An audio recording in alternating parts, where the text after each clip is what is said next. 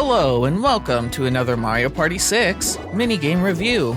Up today is the DK minigame Pier Factor. In this minigame, you have to select the right barrel to make it to the end to collect the most bananas. The game starts showing you the end of the pier and then working up to the beginning. Every time the pier turns, then your barrel will too. Your only goal here is to pick the one that you'll get the most bananas on. I have to say though, it's pretty hard to judge which path will get you the most bananas. Oh, absolutely. The tricky thing about it is that if you hit somebody else's barrel, then you'll go back in the opposite direction. So it's really hard to judge exactly what's going to happen on the paths. Yeah, because you can look and map the path and decide which one you want to take, even if you're judging it based on the turns. But if someone picks the lane right next to you, then it could totally change your route. Yeah, so it's really hard to strategize on this one.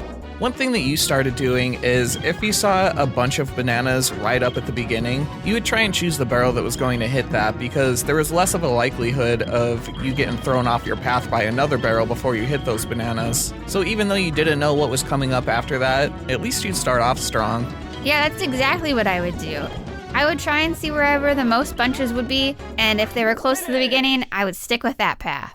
Honestly, I think that's the only strategy you can have in this one.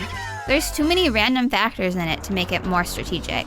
Yeah, and that really hinders this one. You're basically just making a selection at the beginning of the minigame and then watching to see your fate. I really wish you had the opportunity to control the barrel or something.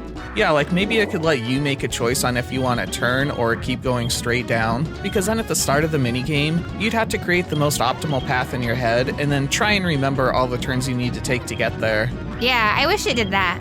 This is the kind of minigame that after you select the barrel, go get a snack or get some water because you're not doing anything else.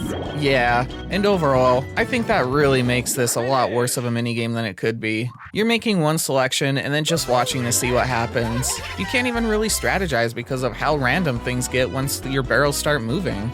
If you had a little more autonomy in this one, it would be a lot more fun to play, I think, because you would feel like your fate was up to you. But unfortunately, the lack of interactivity and the random nature of this one just doesn't suit it very well. We're giving it 2 stars out of 5. Well, that's it for today.